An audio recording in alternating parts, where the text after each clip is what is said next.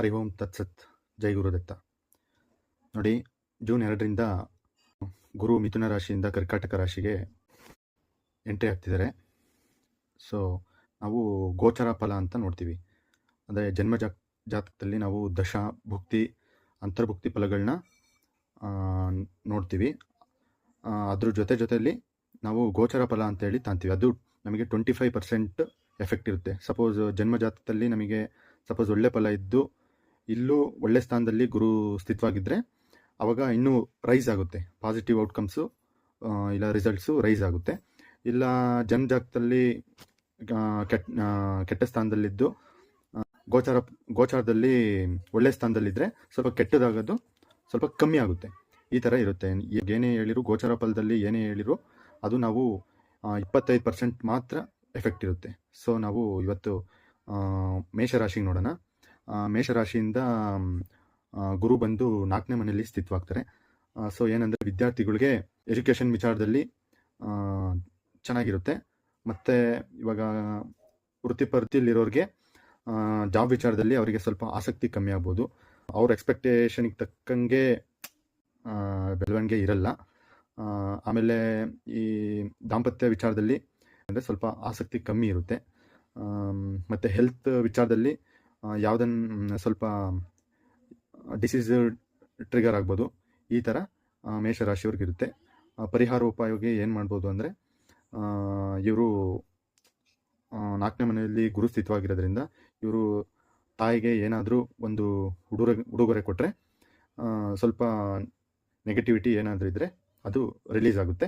ಮತ್ತು ಇನ್ನೊಂದು ಏನು ಮಾಡ್ಬೋದು ಅಂತ ಅಂದರೆ, ಒಂದು ಸಿಂಪಲ್ ಟೆಕ್ನಿಕ್ಕು, ನೀವು ಮಲಗೋದಕ್ಕಿಂತ ಮುಂಚೆ ಯಾವುದಾದ್ರೂ ಒಂದು ಸ್ಪಿರಿಚುವಲ್ ಬುಕ್ಕು ಇದ್ದರೆ ಅದೊಂದು ಪೇಜ್ ಆದರೂ ಆಯಿತು, ಇಲ್ಲ 2 ಪೇಜ್ ಆದರೂ ಆಯಿತು, ಅದನ್ನು ಓದಿದರೆ ಸ್ವಲ್ಪ 4ನೇ ಮನೆ ನೆಗೆಟಿವಿಟಿ ಯಾವುದನ್ನ ಇದ್ದರೆ ಸ್ವಲ್ಪ ರಿಲೀಸ್ ಆಗುತ್ತೆ.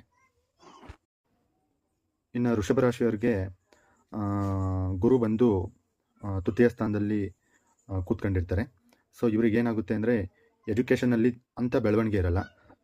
ಇನ್ನು ಜಾಬ್ ಬಿಸ್ನೆಸ್ಸಿಗೆ ಬಂದರೆ ಹೆಚ್ಚು ಪ್ರಯತ್ನ ಮಾಡಬೇಕಾಗುತ್ತೆ. ಎಷ್ಟು ಪ್ರಯತ್ನ ಮಾಡ್ತಾರೋ ಅಷ್ಟು ಬೆಳವಣಿಗೆ ಇರುತ್ತೆ.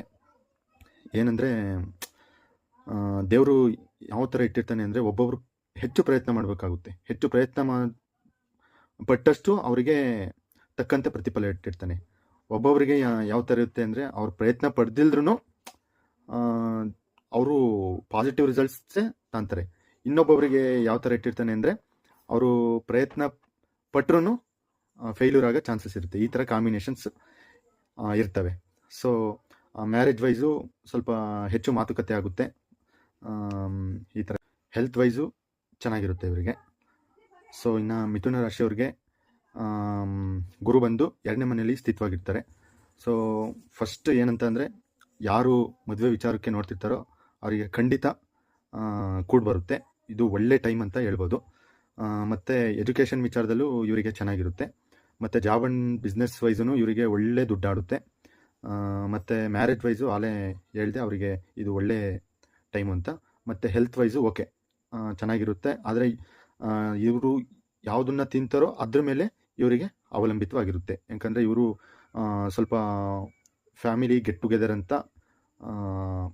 ಮುಂದಕ್ಕೆ ಬರ್ತಿರ್ತವೆ. ಅದರಲ್ಲಿ ಸಾಧ್ಯವಾದಷ್ಟು ಸ್ವಲ್ಪ ನೋಡ್ಕೊಂಡು ಶುಭ್ರವಾದದನ್ನ ತಿನ್ನಬೇಕಾಗುತ್ತೆ. ಇನ್ನು ಕರ್ಕಾಟಕ ರಾಶಿಯವರಿಗೆ ಜನ್ಮದಲ್ಲೇ ಸ್ಥಿತವಾಗಿದ್ದಾನೆ. ಇವರಿಗೆ ಏನಾಗುತ್ತೆ ಅಂದರೆ, ಸ್ವಲ್ಪ ಹೆಚ್ಚು ಪ್ರಯತ್ನ ಮಾಡಬೇಕಾಗುತ್ತೆ. ಪ್ರಯತ್ನ ಪಟ್ಟಷ್ಟು ಅಷ್ಟು ಶುಭ ಫಲಿತಾಂಶ ಸಿಗದಲ್ಲೇ ಇರ್ಬೋದು. ಬಟ್ ಏನಂದರೆ ಜನ್ಮರಾಶಿಯಲ್ಲೇ ಇರೋದ್ರಿಂದ ಸ್ವಲ್ಪ ರಕ್ಷಣೆ ಇರುತ್ತೆ. ಆಮೇಲೆ ಸ್ವಲ್ಪ ದೂರ ಪ್ರಯಾಣ ಅಂದರೆ ತೀರ್ಥಕ್ಷೇತ್ರಗಳಿಗೆ ಹೋಗುವಂಥ ಚಾನ್ಸಸ್ಸು ಕರ್ಕಾಟಕ ರಾಶಿಯವ್ರಿಗಿರುತ್ತೆ. ಮತ್ತು ದುಡ್ಡಿನ ವಿಚಾರದಲ್ಲೂ ಅಷ್ಟು ದುಡ್ಡು ಆಡದಲ್ಲೇ ಇರ್ಬೋದು. ಮತ್ತು health wise okay, robust health ಇರುತ್ತೆ. ಇನ್ನು ಸಿಂಹರಾಶಿಯವ್ರಿಗೆ ನೋಡಿ, ಖಂಡಿತ ಈ ಜಾಬ್ ಇಲ್ಲ ಬಿಸ್ನೆಸ್ ವೈಸ್ ಇರೋರಿಗೆ ಸ್ವಲ್ಪ ಅಡೆತಡೆಗಳು ಖಂಡಿತ ಬರ್ತವೆ. ಬಟ್ ಏನಂದರೆ, ಅವರ ಜನ್ಮ ಜಾತಕದಲ್ಲಿ ಸಪೋಸ್ ಗುರು ಒಳ್ಳೆ ಸ್ಥಾನದಲ್ಲಿದ್ದರೆ ಸ್ವಲ್ಪ ಎಫೆಕ್ಟು ಕಮ್ಮಿ ಇರುತ್ತೆ. ಅಕಸ್ಮಾತ್ ಜನ್ಮ ಜಾತಕದಲ್ಲೂ ಇವರಿಗೆ ಕೆಟ್ಟ ಸ್ಥಾನದಲ್ಲಿದ್ದು ಇಲ್ಲೂ ಇವರಿಗೆ ಸ್ವಲ್ಪ ನೆಗೆಟಿವ್ ಕಾಂಬಿನೇಷನ್ನೇ ಇರೋದ್ರಿಂದ ಸ್ವಲ್ಪ ಕೆಲಸದ ವಿಚಾರದಲ್ಲಿ ಇಲ್ಲ ಬಿಸ್ನೆಸ್ ವಿಚಾರದಲ್ಲಿ ಇವರು ಕೈ ಸುಟ್ಕೊಳ್ಳೋ ಅಂಥ ಚಾನ್ಸಸ್ ಇದೆ. ಮತ್ತು ಇನ್ನು ಎಜುಕೇಷನ್ ವೈಸು ಏನಂತ ಬೆಳವಣಿಗೆ ಕಾಣಲ್ಲ. ಬಟ್ ಯಾರು ಆಧ್ಯಾತ್ಮದಲ್ಲಿ ಈ ಸಿಂಹರಾಶಿಯವರಲ್ಲಿ ಯಾರು ಆಧ್ಯಾತ್ಮಿಕದ ವೃತ್ತಿಯಲ್ಲಿದ್ದಾರೋ ಅಂಥವ್ರಿಗೆ ಇದು ತುಂಬ ಒಳ್ಳೆಯದು. ಅವರಿಗೆ ಸ್ವಲ್ಪ ಏನಂತೀವಿ ಹೈಯರ್ ರಿಯಾಲ್ಮ್ ಅಂತೀವಲ್ಲ, ಅದೆಲ್ಲ ಸ್ವಲ್ಪ ಗೋಚರ ಆಗುತ್ತೆ. ಅವರಿಗೆ ಸಿದ್ಧಿ ಪ್ರಾಪ್ತಿ ಆಗುತ್ತೆ. ಮತ್ತು ಹೆಲ್ತ್ ವೈಸು ಅಷ್ಟೇ, ಸಿಂಹರಾಶಿಯವರು ಫ್ರೀಕ್ವೆಂಟಾಗಿ ಆಸ್ಪತ್ರೆಗೆ ಹೋಗ್ಬರೋ ಅಂಥ ಚಾನ್ಸಸ್ಸು ಬರ್ತವೆ. ಇನ್ನು ಕನ್ಯಾ ರಾಶಿಯವ್ರಿಗೆ ಒಳ್ಳೆ ಸ್ಥಾನದಲ್ಲೇ ಇದ್ದಾನೆ, ಲಾಭ ಸ್ಥಾನದಲ್ಲಿ ಗುರು ಸ್ಥಿತವಾಗಿದ್ದಾನೆ. ಮತ್ತು ಇವರಿಗೆ ಎಲ್ಲ ಥರವಾಗಿ ಒಳ್ಳೆಯದಾಗುತ್ತೆ. ಇವರು ಆಸೆ ಆಕಾಂಕ್ಷೆಗಳೆಲ್ಲ ಪೂರ್ಣವಾಗ್ತವೆ. ಮತ್ತು ಇವರು ಏನನ್ನ ಭೂಮಿ ಖರೀದಿ ಮಾಡೋ ವಿಚಾರ ಇದ್ರೂ ಇವರು ಭೂಮಿ ಖರೀದಿ ಮಾಡೋ ಅಂಥ ಚಾನ್ಸಸ್ಸು ಇದೆ. ಮತ್ತು ಸ್ನೇಹಿತರಿಂದನೂ ಇವರಿಗೆ ಲಾಭ ಬರೋ ಅಂಥ ಚಾನ್ಸಸ್ ಇದೆ. ಇಷ್ಟು 6 ರಾಶಿಯವ್ರದ್ದು ಇವತ್ತು.